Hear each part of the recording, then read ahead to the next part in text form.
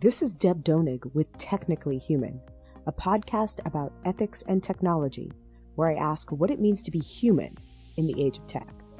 Each week, I interview industry leaders, thinkers, writers, and technologists, and I ask them about how they understand the relationship between humans and the technologies we create. We discuss how we can build a better vision for technology, one that represents the best of our human values. Hi, Technically Human listeners. After a long summer break, we are back with a brand new season and brand new episodes of the show. To kick off the season, we are bringing you an episode that I'm calling Agree to Disagree with two guests, Robert D. Atkinson and David Moschella, who joined me to argue that the critiques of tech circulating in our environment are full of myths and scapegoats. That's in fact the title of their new book, Technology, Fears and Scapegoats, 40 Myths About Privacy, Jobs, AI, and Today's Innovation Economy, published this year by Pallgrave McMillan. The book argues that our era of tech critique and the impetus for regulation that many critics advocate for and recommend is misguided, and that our era is one of general pessimism toward AI, in which our society largely overlooks the benefits of this technology. In their words, quote, these attitudes both reduce enthusiasm for innovation and the efforts by government needed to spur it. Well, as the title of the episode suggests, agree to disagree, both on the facts and the merits of the argument. A key component of this show is my commitment to talking to people with whom I disagree and foregrounding civil discourse with people whose ideas differ from my own. My hope is that you, the listeners, can weigh out their arguments against my own and see where you land. As always, if you have thoughts about the show, please get in touch. Robert D. Atkinson is the founder and president of the Information Technology and Innovation Fund, ITIF. He is an internationally recognized scholar and a widely published author whom the New Republic has named one of the 3 most important thinkers about innovation. Washingtonian Magazine has called a tech titan. Government Technology Magazine has judged to be one of the 25 top doers, dreamers, and drivers of information technology. And the Wharton Business School has given the Wharton Infosys Business Transformation Award.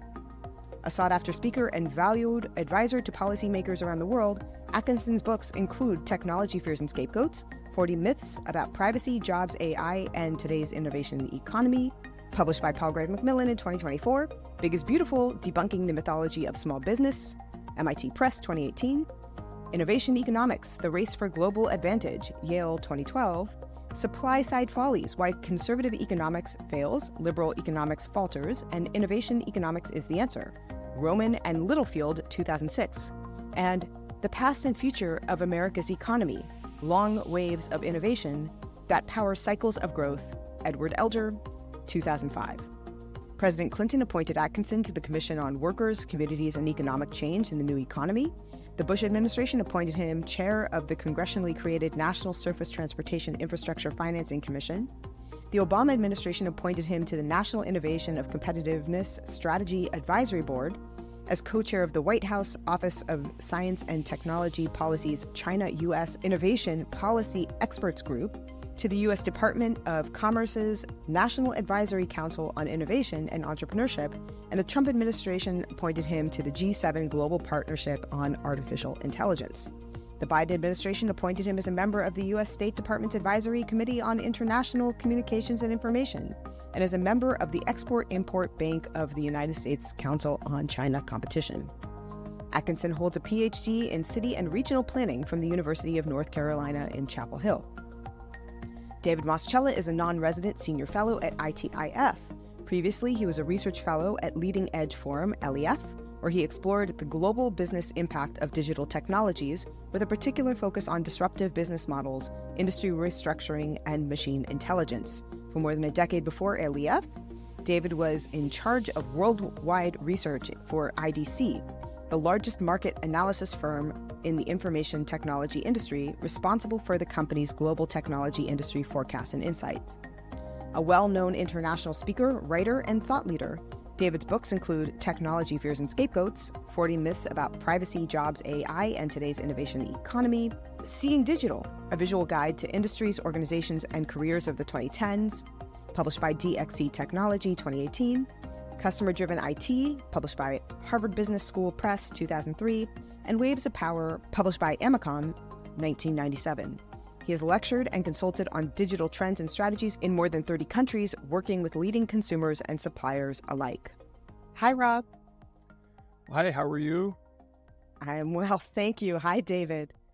Hi, Deb. How you doing? I'm doing well. Thank you very much. And thank you both very much today for coming on to the show for a conversation about your new book. I'm hoping that we can have a conversation that allows us to get at the stakes of some of the argument that the book lays out. The title of the book is Technology, Fears and Scapegoats, 40 Myths About Privacy, Jobs, AI, and Today's Innovation Economy. Before we get going into some of the specific questions I have about the book, I wanted to just ask you to lay out the major claim in the book. What is the book's argument? What are the stakes involved in that argument for you? It's David here, but it's been our observation for many years that the traditional support of the public and policymakers and the world at large about tech has turned negative, very negative in many cases, and that the reasons for that to us often seem false or highly exaggerated at best. And we believe that that does a disservice to not just the industry, but America's competitive future. So the goal of the book is to basically take on the critiques and try to set the record straight and to develop a much more positive view of the essential role that technology plays, not just in America, but in the world today. And the book seems to lay out an alternative argument about why, other than the products themselves potentially causing harm, there is this souring toward the tech industry and tech products at large. Can you rehearse a little bit about the argument that you propose provides that alternative explanation? Sure. David, this is David. I'm sure Rob will weigh in too. But to us, it all started around 2016. That, I'm a bit of an industry historian, and through the mainframe, mini computer, personal computer, internet, and mobile eras, the view of tech was very positive, but it all flipped around 2016. And well, what happened in 2016? Two things happened.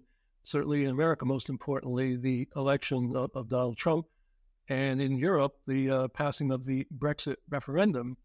And in both cases, the losing side spent a lot of energy blaming those, what they saw as undesirable results, on tech. That it was Russian bots, or it was use of Facebook, or it was Cambridge Analytica data violations. And it was all of these things that sort of blamed social media for something that had occurred that they didn't like.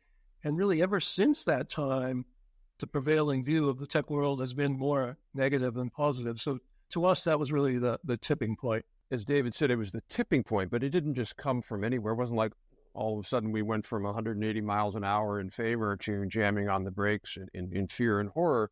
So many books, so many TED Talks. I mean, it was in vogue before that, really since kind of maybe 2010, even a little bit earlier, to really begin to say, well, tech is bad. It violates our privacy. It kills jobs. The companies make too much money. Just so on and on and on, this narrative. And then when Trump was there, it was like, oh, that just poured gasoline on the fire and supercharged it. And that's really where we are today.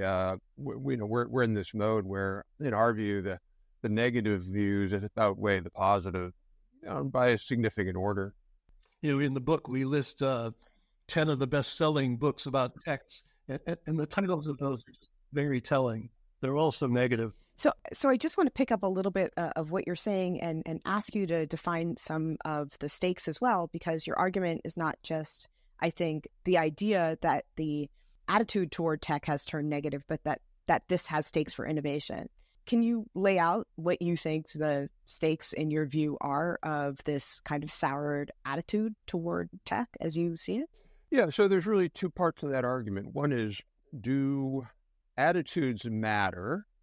And then the second thing would be, well, why do we care if there's a slowing of technology? I think attitudes matter for three big reasons. One is policy. So when you have policymakers approach technology or new technologies from the lens of inherently there's a problem, you're going to end up with policies that are both non-supportive and harmful of technological innovation, but also you're going to not put on the table proactive policies to support technology innovation. So we've had bans all around the country of things like facial recognition. We have where people are proposing taxes on automation technology. We've had bans on sidewalk delivery robots. Let me just go on and on and on. The second is, if you compare us to China, one of the things that's really striking about China now, there was a Columbia economist who wrote a book a number of years ago called Venturesome Consumption. I think he was in the business school there. And the idea is that societies do well when consumers are venturesome, when they want to adopt the newest things. And you see that in China, where there's, drones and there's autonomous vehicles and cashless payments. If we lag that, if we sort of decide, no, wait a minute, these technologies are problematic, you see a slowdown, of the kinds of innovations. And if we don't get that, what do we lose? Well, number one, if we don't fix the problem, we are going to lose out to China in many of these industries. They're going to become the dominant player, potentially in AI, other key technologies, biotechnology. And if we don't have the proper policies to support it, we're going to lose. And then even more importantly, slowing this all down will mean less innovation. You look at Europe, for example, with their AI Act, many other rules and regulations they have. They simply are going to be a slow AI region. They're just not going to be able to innovate that fast, both in terms of AI companies and AI users. We're not there yet, but we could be there. And that would be bad. That would be bad for all the things that AI can do for us if we decide we want to slow that down. So I think that's really what's at stake here. Well, I guess I wanted to challenge that on a couple of levels, because you do point to China and you do point to the innovation happening in China. Of course, one fundamental difference between the United States and China is the focus on human rights that the United States has, the disregard for human rights that I think many people would argue that China has. Do you think that it's possible to balance a kind of common sense way of thinking about a form of technological innovation that foregrounds questions of human rights, or that's concerned about human rights, or that perhaps pushes innovation toward a way that is socially responsible in light of human rights practices without stifling human rights? Or is this kind of, for your argument, a kind of either-or position? I think you'd be hard-pressed to find any of these areas where there really is an either-or. Let me give you a couple of examples that we talk about in the book. One of the myths is that there's a mythology out there that it's impossible to de-identify data sets. Why does that matter? Because using big data is going to be critical to improving healthcare results, making education work better. You're going to have to take a lot of data together, put it together, and come up with lessons. What do we know from this thing? Now, when you have large numbers of privacy activists saying it is technologically impossible to de-identify data sets, you're going to slow that kind of innovation down. Now, if that were true, then Deb, you're right. Then there'd be a real conflict. Do we want to expose people's data, even though we get some benefits from it? But thankfully, we don't have to do that. You can de-identify data sets, and you can get actionable lessons from them. Same thing with facial recognition. You can have facial recognition that is zero statistically biased on the basis of gender, race, age, what other differences, and you just pass a law or a rule that says you can't use the technology that doesn't have that. And in particular with law enforcement, you say, here are the rules. If you're going to use AI, if you're going to use that facial recognition, you can't use it to arrest somebody. By the way, that is the rule pretty much already. So it's not a question about the technologies, even though the opponents frame it that way. You can have a lot of technological innovation and have good safeguards that protect human rights and other factors that are important to humans living in a free society. Can I just jump in on that? If you look at history, it's pretty obvious that you don't need technology to violate human rights. That there have been terrible human rights stories in Russia, the Middle East, China, and other places around the world, whether they use technology or not. And so the idea that technology is central to the mission of denying human rights it isn't really borne out. And if a society wants to protect human rights, they can do so. And the challenge for America is to not go down the path of a surveillance state and put up the safeguards to make sure that doesn't happen. And we have a long history of doing that. And sometimes recently it looks like maybe we're not doing as good a job as we should. But the idea that the technology inevitably takes you down the path of like China, I think it's just basically false. Yeah, I don't think that people are making the claim that you need technologies to enact human rights violations. I think that many people, including myself, would make the claim that most human rights violators will use whatever technologies are available in order to create the outcome that they want, which are oftentimes outcomes that are gross human rights violations. And we could just think of a couple examples. I would think of Joseph Goebbels using the radio in order to develop a mass atrocity in Germany.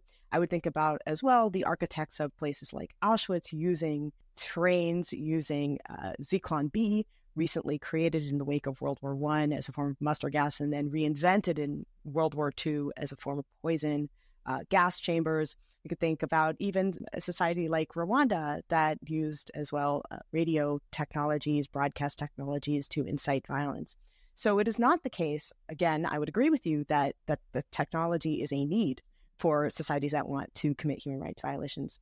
But time and time again, I think scholarship has demonstrated, to my view, quite convincingly, that societies will use the technologies available to them in order to accomplish the ends that they want to accomplish in the context of human rights violations. But I guess I think where we would agree, I hope, is that, Rob, to your point, that we should have regulations that, or laws, as you put it, that help guide technologies against the ways that they may be abused or the ways that they may cause negative side effects. And it sounds like you and I would both agree on that point. For example, you're talking about the possibility of having facial recognition software or AI that does not have biased outcomes or biases in the products themselves, and that those technologies are preferable, and we might be able to pass laws that do that.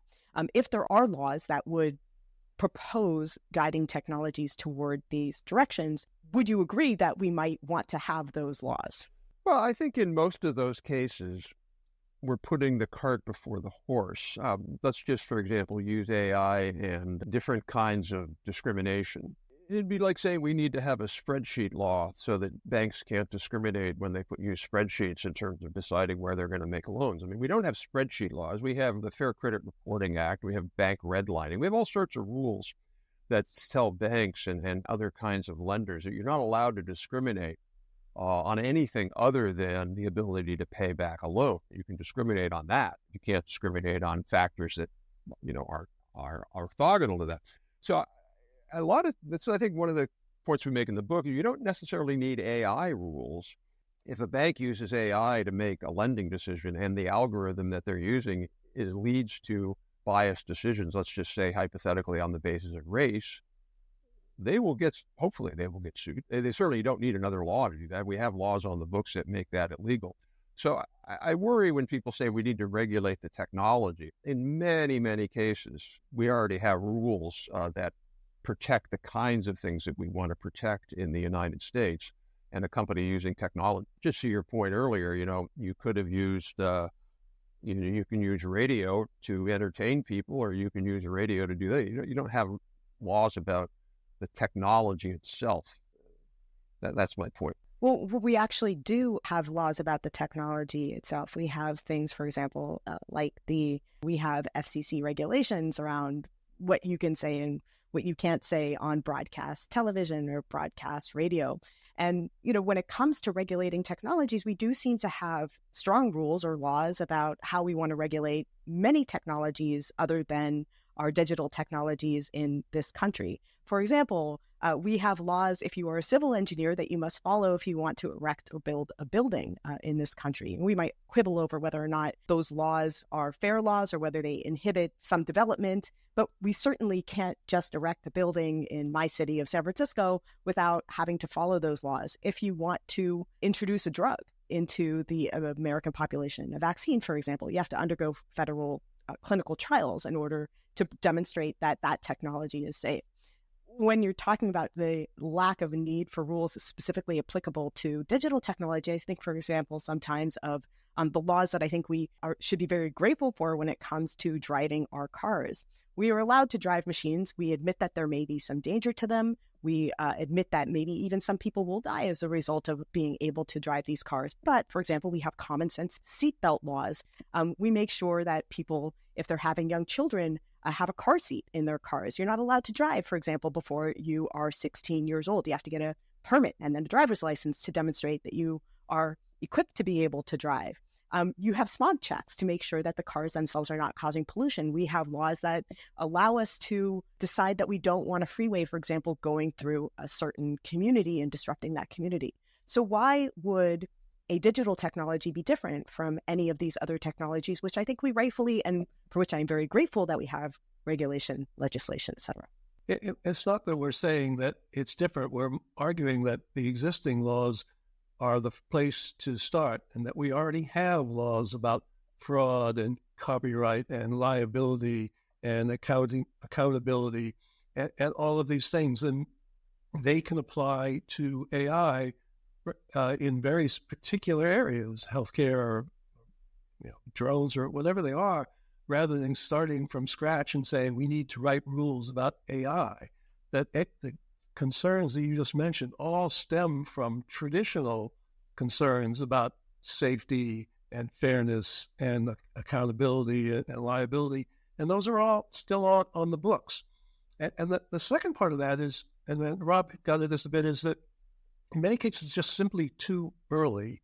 And one of the themes we use a lot in the book is that the benefits of AI are real and here today, and most of the risks are still speculative. And it's much easier to write specific laws about a real risk that people are actually experiencing, say something like deep fakes, than it is to sit down and say, let's look at all the things that AI might cause harm, and let's try to figure those out, and let's do all those things in advance. So there's an issue of timing, and particularly this issue of just leveraging the existing base of laws that we have. As Rob said, we would never write a law about the dangers of spreadsheets, of creating discriminatory information, because those things are already covered. So we think the main point is just in America, but more so in Europe, there's been this rush to regulate. We're in the very, very early stages of this era, and writing massive, broad-based laws we're not ready to do that and do that well. If you look back at COVID, making major decisions in a rushed way brought with it lots of problems, and there's no need to rush with AI. We can get experience, we can see, and we can solve real problems as they emerge. I think also the real question is what is the technology? So, for example, in autos, we don't regulate the thousands of computer chips that go in a car. There's no federal regulation of that. We don't regulate the steel that's built that go in the car. We don't regulate the rubber in the tire. What we regulate is the car.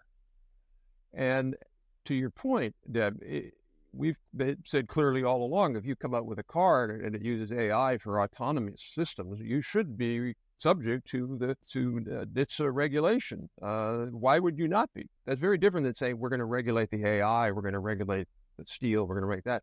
Going back to your example about television, one of the reasons television is different than the internet, it sounds similar because it's using something around technology, in this case, radio waves and imaging and this, and so it must be the same, and it's a communications space. But it's really a fundamentally different technology. The analogy, I think, would be, should we regulate mimeograph machines?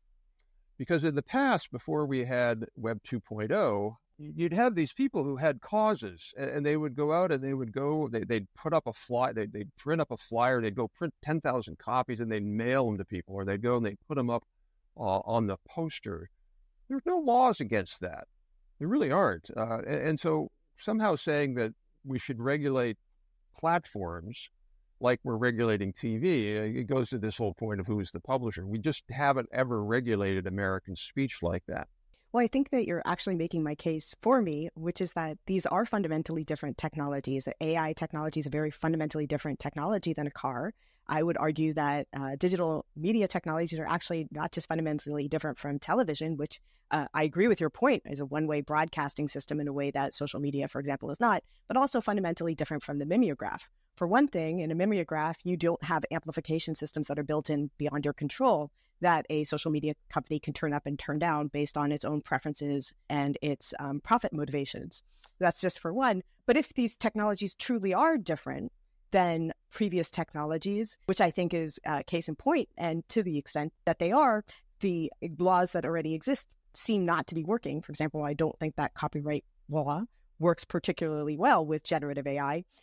Why not have new laws for these things? Again, as you pointed out, these are fundamentally different technologies than, for example, the existing technology of the television, as much as they may seem to have a sense of similitude.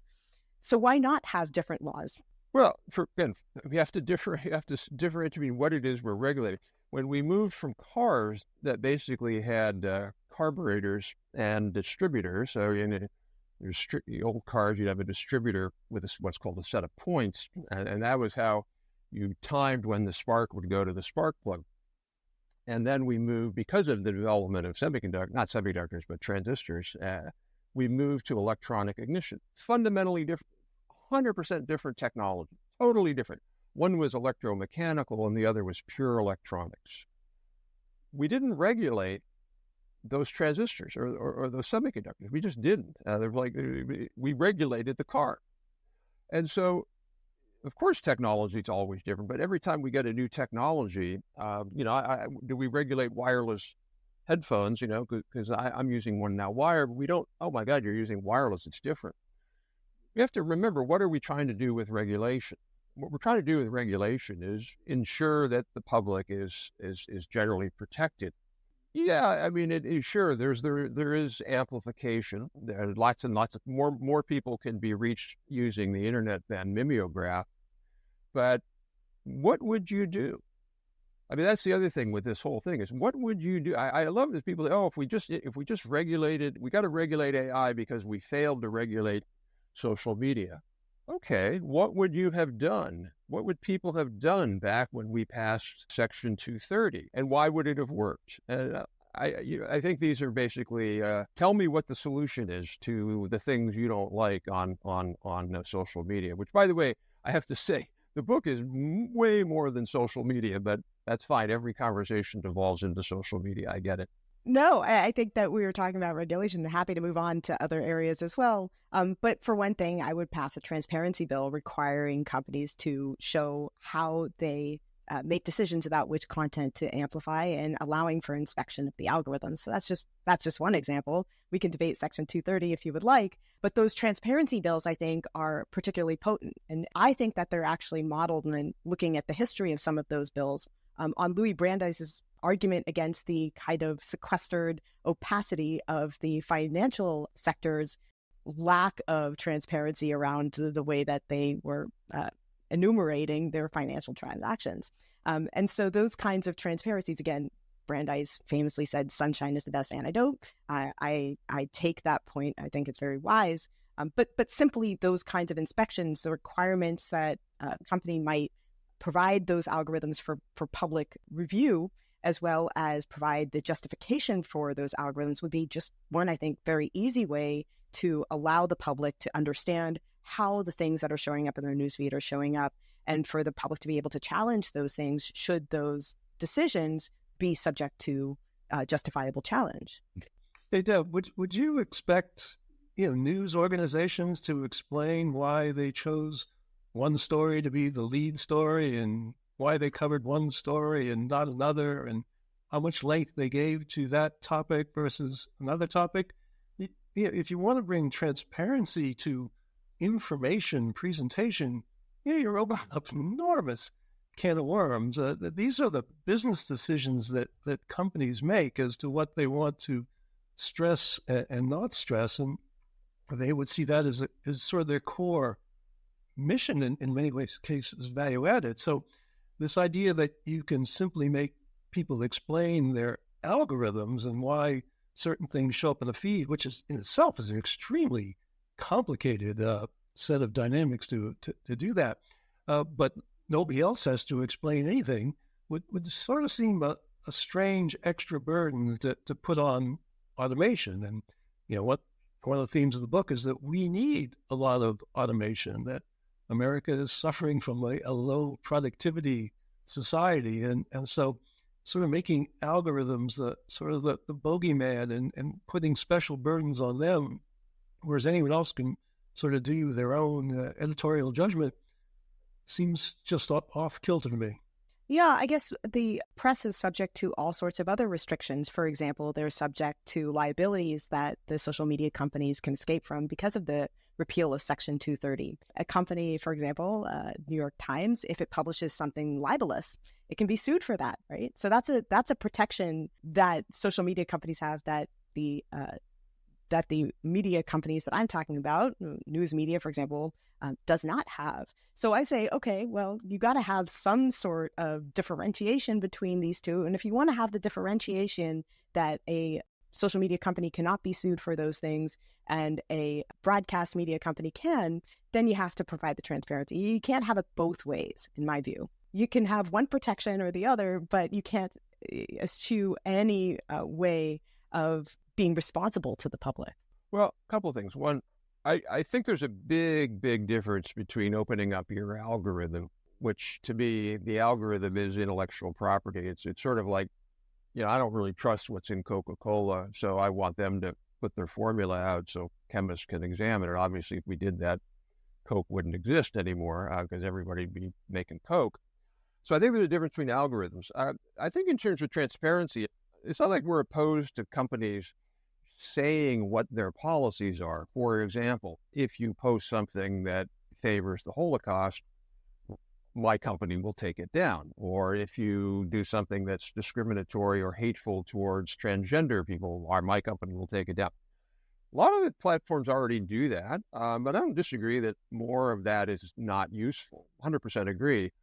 But at the end of the day, one of the big problems in this space is people on the right think that there's too much that's taken down, and people on the left, at the end of the day, a lot of people on the left do not like the fact that people can post things that say, I don't support gay marriage, or, I think I should be able to own 25 guns. I mean, people have a right to say those things. Now, there's a difference between saying that and saying something hateful. And what I worry about is if we don't let the company sort of make some of these choices, if we do a complete sort of, hey, saying whatever you want, then the internet becomes basically an awful, hateful, disgusting place that would be terrible. On the other hand, if you go to, which I don't know that you're saying, but some people say that they should have liability, then we're talking about an internet where basically almost very, very little stuff gets up there that's any kind of controversy because they're going to be so afraid of getting sued. So it's one of those things where society's just going to have to learn to deal with it. There's lots of things on the internet I don't like. And usually what I do is I click don't follow. That's how I deal with it. So your point of view is that this is ultimately individual responsibility, that there should be no company responsibility, no regulation, no governmental responsibility, just individual. I didn't say that. No, I didn't say that. I do think that individuals do have a lot of responsibility. If a lot of people, particularly on the left, they aren't comfortable with certain content they see. Well, there is the individual responsibility. Click, I don't want to see that in my feed anymore. The point is, and as I said, I think transparency would I think more industry effort on transparency would be a good thing. But I have yet to hear anybody tell me what law they would change and how they would change the law that didn't have very, very serious repercussions, either to make things so much bad like a sewer, or to make things so here's where I don't want to live. I don't want to live in Scotland. Because you live in Scotland, man, you say something and you can go to jail. I love Scotland. My son's ex-girlfriend is from Edinburgh. Lovely woman, lovely place. I wouldn't live there. Are you kidding me? I might be sent to jail. The Secretary of Energy said recently that anybody who says that we don't have the technology to solve climate change now is a climate denier. Well, we're climate deniers because we have a big clean energy innovation project and we don't have all the technology we need. I'm worried that if I were in Canada or Scotland, I could go to jail for saying that. Where do you draw the line if the government's going to go in and sort of set these rules? I just don't think you can. And let's face it, that history isn't very convincing that governments are very good at saying what's true or false or what's hateful or harmful and enforcing those. And we have many recent and historical examples of just what Rob is saying and making even true statements easily banned. And therefore, you sort of have to err on the side of free speech and all the messiness that it brings. And if you look back, the efforts to control speech, you're not going to find a lot that's very effective. I think that it's possible to be what I am, which is a free speech maximalist without being a free speech absolutist. I don't know that there's a lot of people who are concerned that if we stop people from yelling fire in a crowded theater, we are infringing on people's free speech rights, right? We can all agree that there are some points at which we say, actually, some speech is not protected, and therefore there are consequences to that speech. I think you can say either there should be consequences to speech, or you can say that there should be restrictions on free speech. I don't think you can have it both ways in that sense. The question, I think, is where the liability for speech and the consequences of speech ought to lie. My point of view is that if you are publishing some of that speech, and if you are publishing it by way of publication, I mean, if you are employing algorithms in order to amplify certain pieces of speech so that they gain attention, so that you get more eyeballs, so that you maximize your profits, then you should have some liability for that. We, by the way, have a very similar attitude toward AI in cars.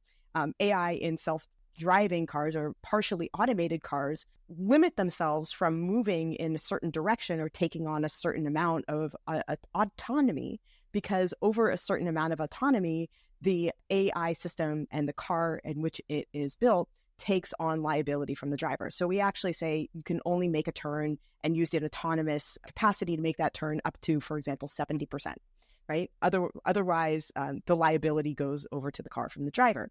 So if we are making those claims in other areas, why ought there not to be some liability on the social media company? Is the claim that if we put any liability on the social media company, they're going to stop publishing and we're going to have the collapse of social media, crisis, panic, et cetera?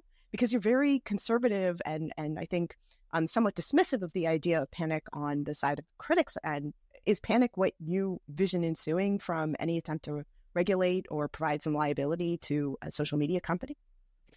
So a couple of things. One, you talk about the AI and the algorithms as if, they're doing it only to make expand their profit. I mean, first of all, name me a private sector company, including my local hardware store, the lawn crews I see on my house every day on my street. Name me a company that isn't out to make as much money as possible.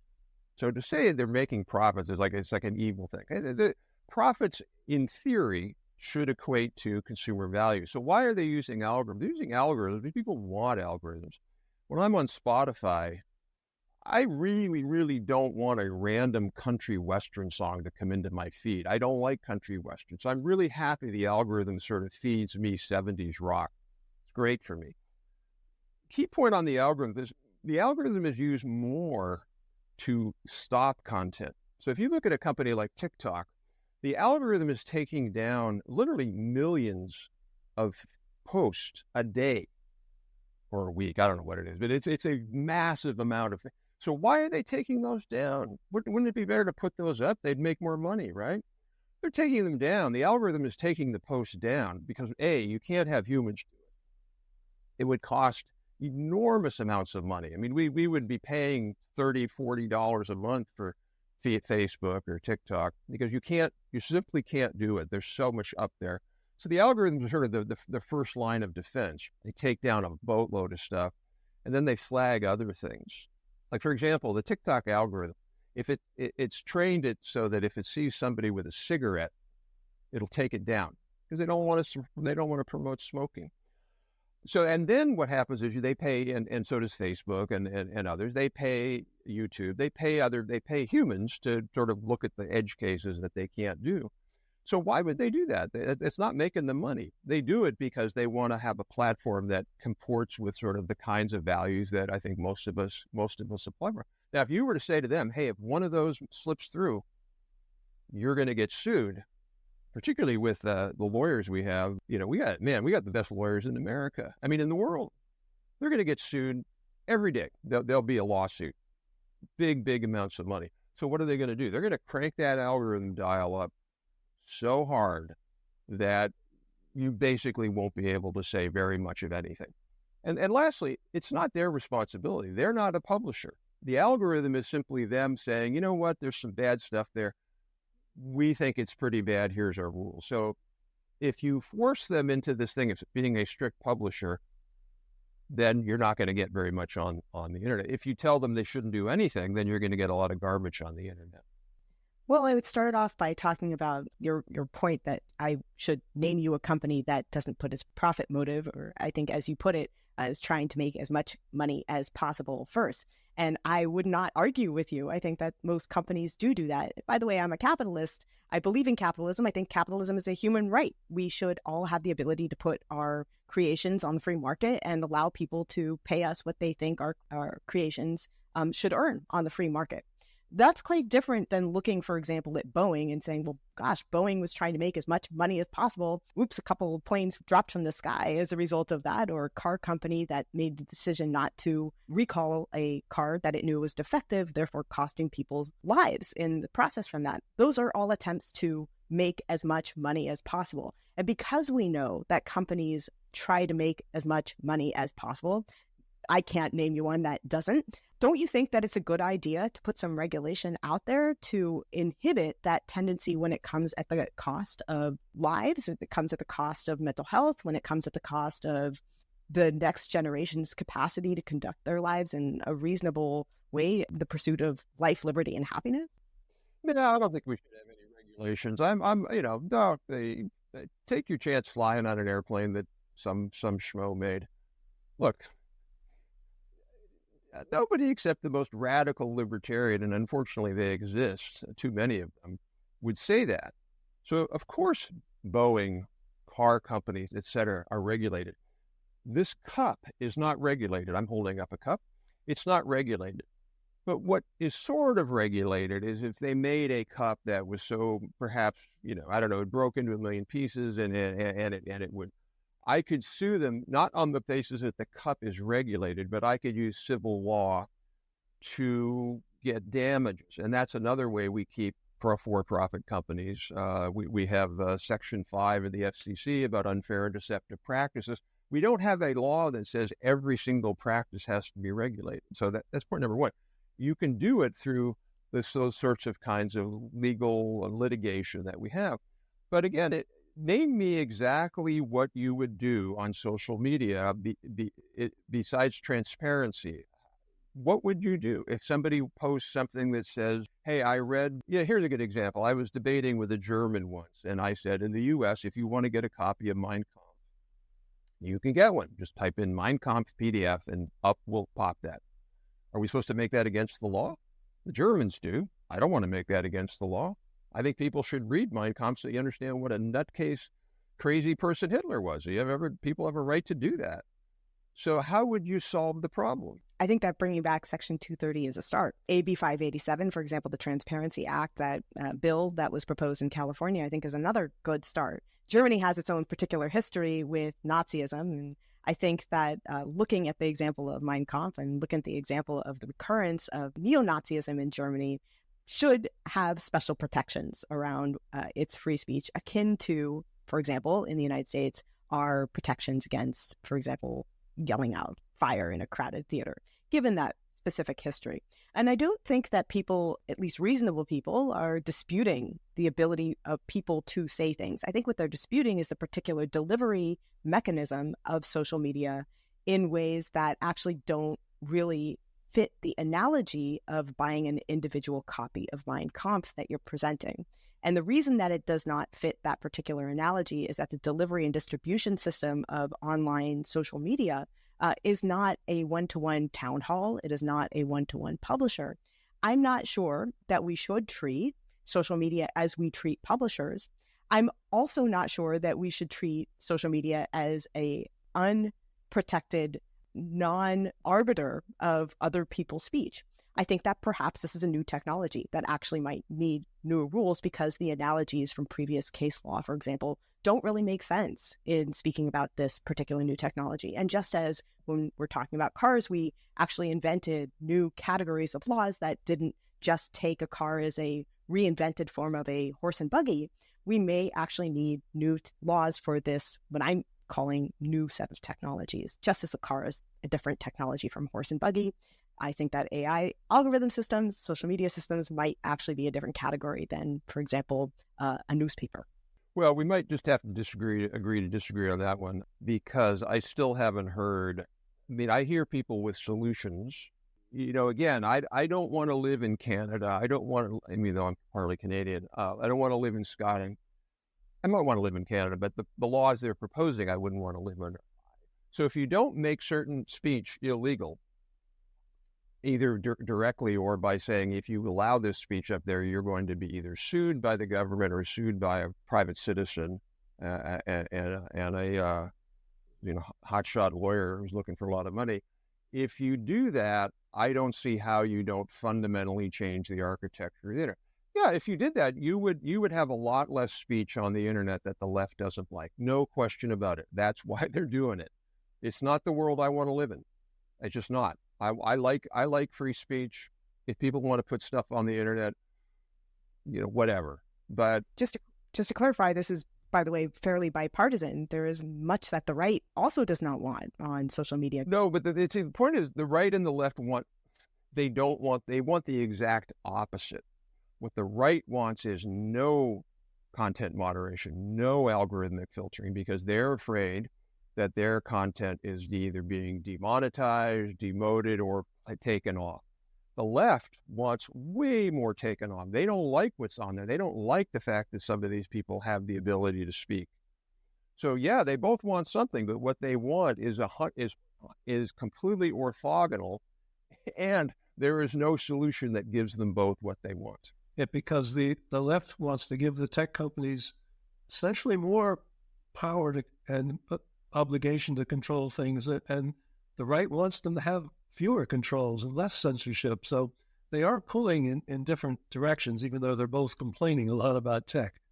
It's odd to me to make that claim because the majority of bills are actually either supported by bipartisan legislation, bipartisan Republican and Democrats coming together. Of course, social media companies were quite angry at the right's wish to have regulation over who got to speak in the wake of the, for example, January 6th riot, or if you want to call it insurrection. And social media companies made decisions about content moderation that the right was actually quite unhappy about. So it does seem like this call for content moderation does seem to come from both sides. Not in Washington. This is not the case. As David said, what the right is really upset about is they think that some of the more conservative voices, if you will, sort of the MAGA voices, get less play, less openness, acceptance on platforms than they should. And the left is the opposite. And take these MAGA people off, man. They're a threat to our country, authoritarianism. We're going to lose our democracy. You can't resolve those things. There's no way to solve that problem. And you look at just the situation with X and Twitter and Musk. He came in and said, we're going to have less overt blocking and censorship and try to have things more open. And he's been crucified for trying to do that. A potent example of bipartisan support regulation comes from, for example, the Bill S3312 on Artificial Intelligence Research, Innovation, and Accountability Act of 2023, co-signed by Senator Amy Klobuchar and Senator John Thune of South Dakota. So it does seem to me like an awful lot of this legislation does receive bipartisan support, and that both sides seem to feel a need for regulation. Do you care to comment on what you see as a perhaps partisan response to regulation, or a partisan need for regulation that comes from elsewhere? Well, I'll let Rob talk specifically about the bill because I'm sure he knows better. But, historically, Republicans have wanted more free speech on the internet, and the Democrats have wanted less. And so they have that tension that has been there. But I think in the case of AI has been presented as such a bogeyman out there that both sides probably do feel like they need to get in the game of throwing up cautionary flags. But I think that is really the shame of much of this, because the discussion should be that AI is tremendously valuable and is something that America deeply needs for its own productivity and success and to remain competitive, and that the concerns about various possible downsides should never get in the way of really leveraging this incredible capability that is now emerging. And I think a lot of the point of the book is that people are just focusing so much on the possible downsides that they're missing the many much more important and greater upsides. And I'm sure Rob knows more about what's in that bill than I do. So the bill is, it's a, as David said, part of the issue is everybody and their grandmother is saying that AI is going to be the end of the human race. I mean, literally, there are people who are saying that. There's a couple of big, well-funded groups that have put in over $400 million into advocating for AI regulation in the U.S., in Washington, AI and quote AI safety, because they think AI will essentially devolve into the Terminator. So you get that much money sloshing around, you're going to get some response. And I'm not saying in this particular case that there's any bribery or anything like that, but it's basically members of Congress are just inundated with this cacophony of people and experts saying, AI is going to become AGI, artificial general intelligence, or ASI, artificial superintelligence, which is just not the case. We're a long way away, if ever, from that.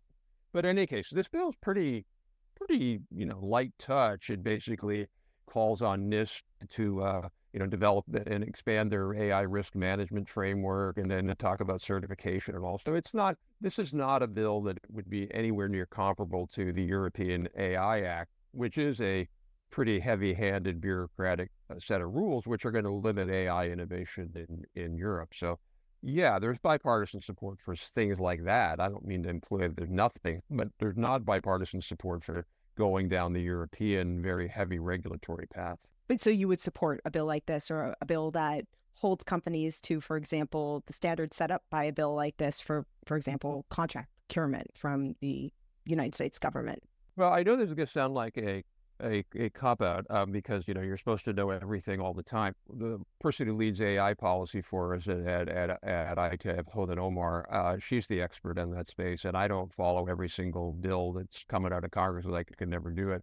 I know we've taken a position on it. It's on our website, but I actually don't know what our position is on that particular bill. I guess to go back to something you said earlier, I mean, I think it's a little disingenuous to call the critics just random people. You call them people, but they're actually not people, simply people. I would say that they're people like, as you point out in your book, Geoffrey Hinton or Sam Altman, people who have actually created these technologies, who know how the technologies work, who conceivably have an understanding of some of the risks and harms associated with them, and who also, by the way, stand to profit immensely from their distribution and are yet still sounding the alarm. Should we not take their concerns seriously? No, I wouldn't. And one of the things you have to understand about engineers or computer scientists, that this sort of field is, in most of these issues, there's a vast set of disagreements. So I had dinner, and I'm sorry, I don't remember his name now. It was last November with, he's Australian. He's one of the leading AI scientists in the world at Stanford. He mocks the whole idea that we're going to get AGI anytime in our foreseeable future. It's basically pattern recognition, and it doesn't even do that very well. Gary Marcus at NYU is an AI scientist. Pedro Dominguez is an AI scientist. I can roll out a whole set of AI scientists, AI researchers who don't have that view. So, yeah, Hinton has that view, but I don't think it means that, oh my God, God has spoken. And I think we have to use a little bit of common sense. And the fact that there is serious disagreement within the AI community suggests that policymakers need to slow down. And I will say, Congress has actually done a pretty good job on this. Chuck Schumer, the Senate Majority Leader, and Democrat, obviously Todd Young, a Republican, and several other Democrats, they held a whole series of listening sessions in the last 6 months or whatever. And that's the way we ought to be approaching this. Hear from experts from a wide variety of views, really look at it, do what's called regular order in Congress, where you have hearings and you really deliberate this stuff. What I worry about is going so fast. The Europeans passed the AI Act, pretty much wrote the bill before generative AI came about. Like, oh, geez, we didn't expect that to happen. So again, I think what the point David and I are making, neither of us are libertarians, but what we are saying is right now, the risk of doing something bad is vastly outweighs the risk of not doing anything and getting innovation from it. So I'm much more worried about overaction than I am underaction. There's actually a whole chapter in the book addressing what Hinton and Altman and those people said. And as Rob said, there are many, many others, AI people who say the opposite, and that's fine. But if you actually look at the warnings they gave, they're actually remarkably pedestrian. They worry about, deep fakes, and they worried about plagiarism, and they worry about, various things. But none of these things equate to what they initially in their statement referred to as an atomic bomb moment. Because it was not. People have been working in the machine learning field for really 70, 80 years. And in the last 10 years, they've made really great progress without question. But the idea that this is like the atomic bomb and suddenly something has happened that changes everything, it is simply not backed up by reality. That the AI world is going to continue to evolve, and where it is in 20 years, we have no idea. But the atomic bomb happened once and is still here, and it changed many, many things. So that whole analogy is really just is wrong and basically fear-mongering. And I don't know why it goes to go that way. I think that many people reference the atomic bomb moment not to suggest that this is the end of civilization, although there are certainly people who I think hyperbolically suggest that, but rather in the level and gravity of impact that this may have on things like geopolitics, on the way that ordinary citizens conduct our lives or understand our own safety.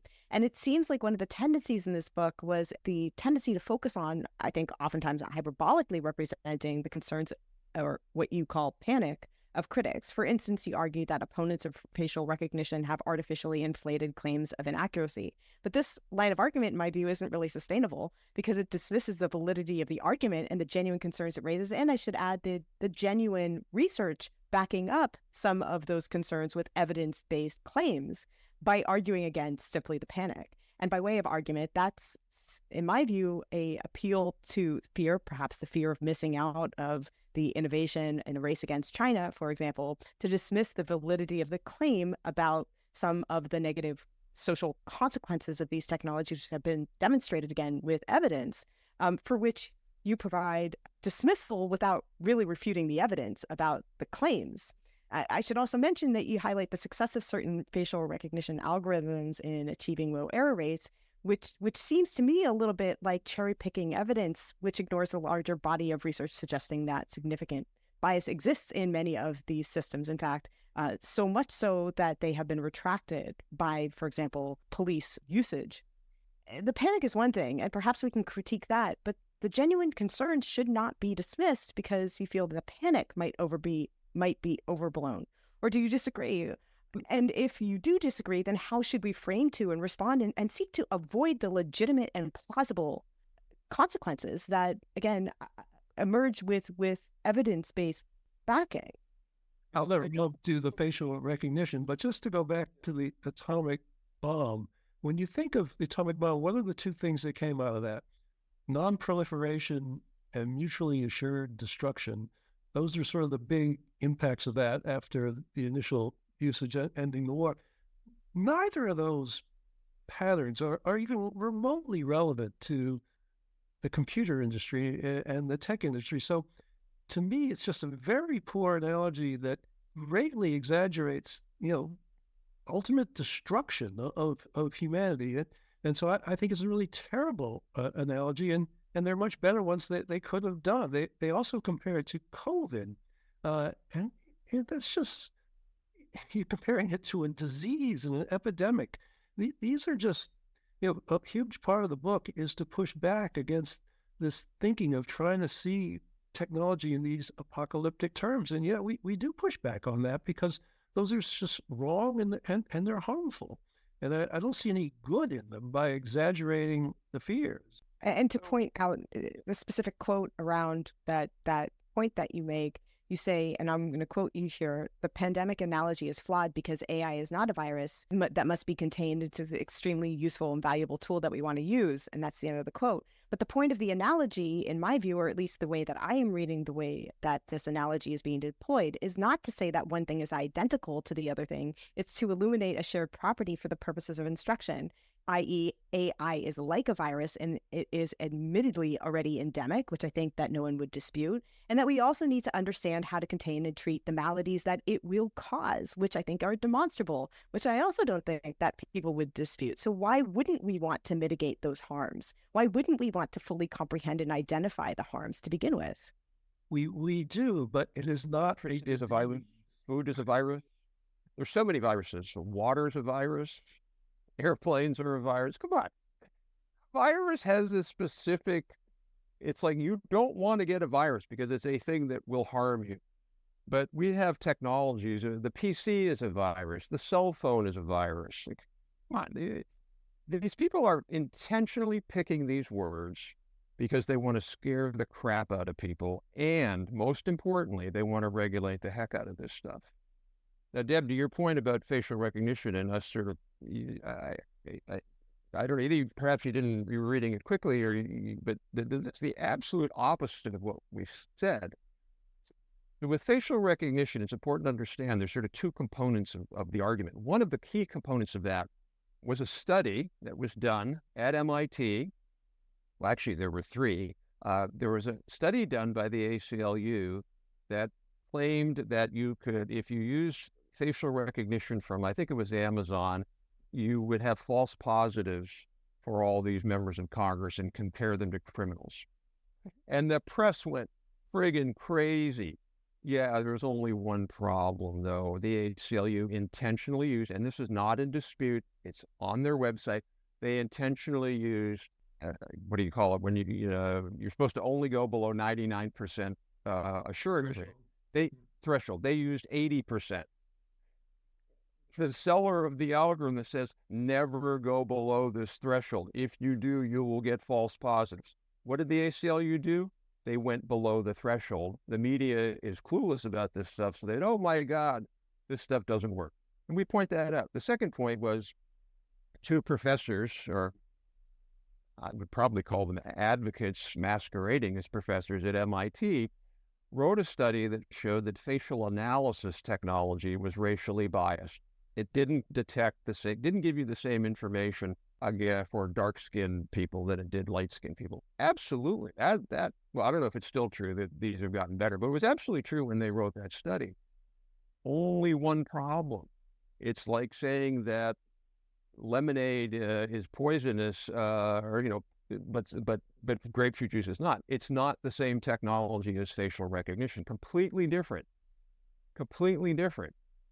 Every single article that covered them, and even they say that. It was funny, I was up in Boston, my son and my daughter-in-law live up there, so I was up, they have a new baby, I'm visiting, and I took my daughter to the Boston Science Museum, and in the museum, swear to God, in the museum, and I complained about it, they had a whole thing on facial recognition technology and how it was biased, citing this MIT study, which was about facial analysis. Very different technology. Facial analysis, I hold up my phone, picture me, and it says, hey, guess how old I am. Well, fine, that's fun stuff, but that's not what law enforcement uses. That's not what you use when you go to the airport. So just to finish that thought out, we're talking now a very different technology. They both have the word face in them, so they must be the same. Facial recognition technology, there are absolutely algorithms out there that frankly suck. But what NIST showed NIST has a thing, and I trust NIST. I used to work at NIST, National Institute of Standards and Technology. They evaluate them for all sorts of different bias around race and gender and all these things. And they found that about 20% of the algorithms, out of the 100, 20 or so had zero statistical bias on the basis of race. So what is the result of that? It's the result that we said, which was, yes, some algorithms can be problematic, particularly fly-by-night companies, but there are capable to do this in a good way. And therefore, the federal government should never buy facial recognition, nor should local officials that isn't NIST certified. Now, every single article that reviewed the NIST study, the headline was, facial recognition is biased. So yes, David and I are making a point, which is when the media and others make that point, they're lying. They're lying. It's like saying 100% of them are biased. It's like saying, hey, I bought a car in India and it falls apart because the Indian cars are so bad and they're not regulated that all cars are unsafe. We did not distort the data in that. We presented the data. So then you would want regulation that, for example, protected people against the deployment of, for example, facial recognition technology that was biased. You would support that. Okay, great. We've said that in the book. Yeah. But that's but now, just to be clear though, Deb, look, it seems to be you're trying to paint us as sort of these crazy right-wing conservative Republican libertarians. We've made that point, certainly at ITIF that I lead, we've made that point for 10 years. What we object to, which is what Europe did, which is a ban on facial recognition technology, which is what the ACLU wants, which many, many organizations want to ban the technology. We said, no, it's a perfectly good technology, but you should be liable for making sure that you're using approved, regulated, accurate technology. So if some people just hate facial recognition, they don't want to use it. That's not our point. Plus, you can take that and widen it a bit. A lot of the objections to facial recognition are not just false claims that it's inaccurate.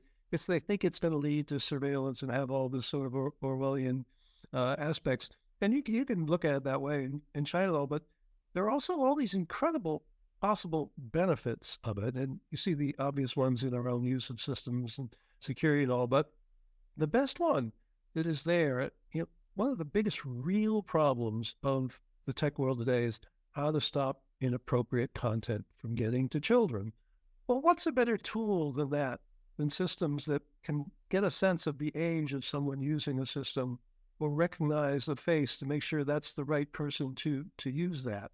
And so that technology is one of the few ways that really can address an actual real serious problem. And if you don't experiment with that and sort of block that and just ban it, essentially, which is what a lot of people are doing, you're cutting off a potentially really important source of improvement and innovation. And I think that is sort of the broader point of the book, that if you demonize all these things, you won't pursue the upsides. And in that sense, the book is less about should you regulate or not regulate. It's whether you should pursue these things and take advantage of them, or whether you should be more just afraid of them and try to pull back. And I suppose here is one of the central differences between my position and yours, because I too love technology. I just built my first large language model, right? I've used it, I've deployed it, I understand how it works, I understand how to build it, and I understand what the consequences are as well. And I love my technologies. I love the thing that I built. I love my phone. I love the ability that it has to recognize my face and to provide me access based on that face. I want our technologies to do better. I understand how profit motives don't always direct the development of technologies toward that end, and in fact, oftentimes are orthogonal to the development of technologies toward that end. And if we love our technologies, if we want them to do better, if we want them to truly provide the grounds for human flourishing, then we have to understand what the dangers and what the risks are. In your book, you say ChatGPT has not been celebrated. I would argue that it has been massively celebrated. It's been celebrated with profit. It's been celebrated with news. It's been celebrated by raising the creator of that to the greatest heights of fame. We are not disputing, I think, that ChatGPT has been celebrated, but I want us to understand what the harms are and what the risks are so that we can further develop this technology toward the ends, again, of human flourishing, of human well-being in ways that don't, for example, leave the most vulnerable people further behind, create social divisions. create structures of our society that we can't undo. The analogy that I use when I talk about this is the analogy of, we have transportation that would not have been possible without fossil fuels, right? I am not here in the position of saying that we should ban fossil fuels. I think that there's a better future out there. And I think that there's a better future for technologies that were generated using that particular fuel by way of building on, developing, furthering the technologies that we have available to us now. When we're talking about climate change, we're talking about action that I think most people would agree has come far too late and far too slow. If we want the technologies that we're creating that will indubitably help human flourishing, I think that large language models are there. I think that AI is there. Don't we want common sense rules to prevent bad actors and good actors who are motivated, maybe beyond ways that they can control, toward bad ends, to rein that in and to push it toward the better ends? Are we in agreement about that? Yeah, I think we pretty much agree with all of that. But that's you saying you love technology, but the people out there who look at AI and facial stuff and they see these things are bad, they are dangerous. That is their first, second, and third reaction, and any benefits are way down the list. So we actually agree. I agree with everything you just said. So but that is not the mindset that you see out there. I'm not sure I do. Here's why. But also, Deb, to be clear, it's easy to take things out of context in when you're reading text because you don't read the whole sentence. What we said in that was AI services such as ChatGPT haven't been celebrated for their many potential benefits in science, software, language translation, and countless other areas. They have triggered a barrage of attacks. I stand by that. David, you wrote it. I stand Absolutely. I totally stand by that. Yeah. I think it's categorically wrong. I think that it has been celebrated for all of those things, again, with financial backing and with popular support. Celebrated is quite different than supported by investors and companies. That's very different than Boy, I would love people to celebrate me with financial support. That would be the best way it is, celebrate me. That's not the term that is not the term that we're using, and that's not the meaning of the term. The term that we're using is how society, particularly advocates, media, etc. Most of the discussion of ChatGPT has been about all of the negative things. Now, to your point, you said, well, you want these technologies to support human flourishing.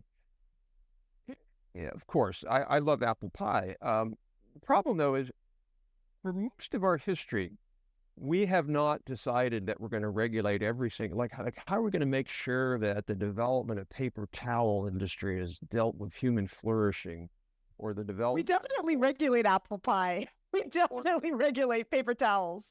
100%. We have agencies. The Food and Drug Administration. So you can always come up with certain things we regulate. Of course, there are certain things we regulate. There's no question about it. But for you to make the argument that somehow without the heavy hand of government dictated by, the elite knowledge class who knows better for what is human flourishing, that somehow we're all going to go to hell in a handbasket. That has not been borne out by history. Most things we have today, the reason that they work is because humans don't buy ballpoint pens that leak all over their shirt. Those companies go out of business. And of course, there are certain things that we have to regulate. But for you to say somehow that if we don't, what do you want to regulate with AI? Oh, we should regulate it so that it helps with AI in education. That's not regulation. What that is all about, to use that, or we should help it so that it helps with medical diagnosis. That's not regulation. In both of those cases, the reason AI is not being used in those two areas right now anywhere near the level it should be used is because of mass opposition and mass fear and a government set of policies that are based on. If you look at what the Biden administration has done, or the Europeans or the Canadians, their whole focus on AI is, God, there's going to be bad stuff. There's almost no focus in current policy in the U.S. on how do we make AI work better? How do we get it in education? How do we get it in healthcare? How do we get it in government? How do we get it in logistics? It's all about, my God, this stuff is going to be harmful. We better use our enlightened Platonic views to make sure it's in the human interest. I just don't buy that. I think the evidence is that by and large, it's going to work in the human interest. And in the cases where it doesn't, I mean, the last thing we need in the world is AI regulation, because virtually all of the problematic or risky areas where AI will be used are already regulated. Medicine, cars, financial reporting, hiring and firing, healthcare. I mean, they're all regulated. So the idea that you're going to regulate AI is like regulating software. I mean, spreadsheets. We don't regulate spreadsheets. We shouldn't regulate. We do regulate AI. software. Pardon? We do regulate software. No, we do not. Software? We do not regulate software. Tell me the regulation on Adobe or on Microsoft. How is it regulated? The Computer Fraud Act, for example. Computer what act? The Computer Fraud Act. We have regulations around what software is allowed to access in terms of your computer, what happens when somebody interacts with that software.